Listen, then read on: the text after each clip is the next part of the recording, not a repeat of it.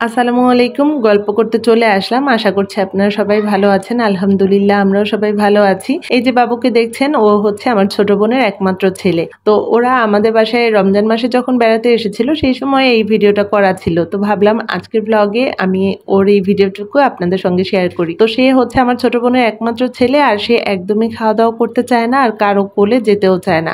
সব মিলিয়ে তার মায়ের অনেক কষ্ট হয়। বাইরে ঘুরতে যাওয়ার কথা শুনলে তো সে অনেক খুশি। আর তার চারপাশে অনেক খেলনার দরকার। আর সব খেলনা তার মা চারদিকে ছড়িয়ে রাখে আর তার মাঝে, মাঝে তাকে একটু খাওয়াতে পারে। এটা ছিল ঈদের ৪র্থ দিন মানে পহেলা বৈশাখের পরদিনের একটা ভিডিও। তো এই দিন আব্বুর বাসায় আমরা সবাই একসঙ্গে খাওয়া-দাওয়া করেছি। আম্মু বেঁচে থাকতে ঈদের দিন তো আমি যেতাম আব্বু আম্মুকে সালাম করতে আর খাওয়া-দাওয়া করে আসতাম। আর ঈদের ২য় দিনও যাওয়া হতো। দেখা যেত আমার অন্যান্য বোনরা যারা শ্বশুরবাড়িতে ঈদ করতে এসেছে সেখান থেকে আর কি আব্বু আম্মুর সঙ্গে দেখা করার জন্য তারা ২য় দিন আসতো আর এইখান থেকে আমি যেতাম। তো সবাই দেখা যেত ঈদের ২য় দিন একসঙ্গে হতাম, সেখানে খাওয়া দাওয়া হতো।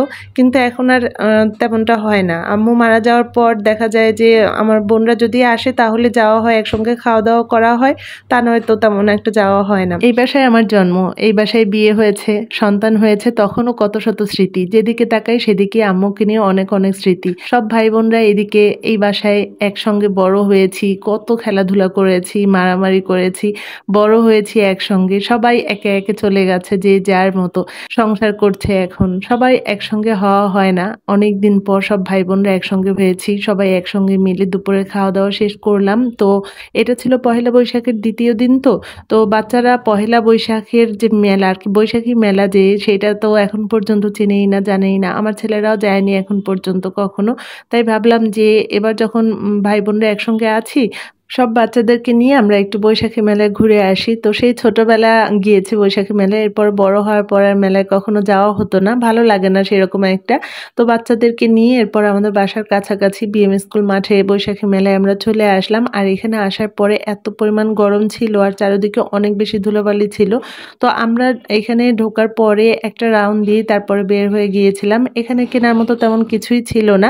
বৈশাখী মেলায় আরকি যেমন জিনিসপত্রগুলো থাকে, খেলনাগুলো, তারপরে বাঁশি, বাচ্চাদের ছোট, ছোট পুতুল পাখি এই ধরনের খেলনাগুলো ছিল। এছাড়াও মাটির জিনিসপত্র উঠেছিল। তবে মাটির যে জিনিসপত্রগুলো ছিল সেগুলোর দাম ছিল অনেক বেশি।